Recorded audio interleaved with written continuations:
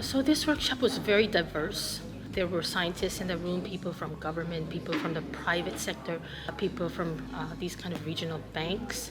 So it was really like very different people with very different perspectives about where they are and what they bring to the table.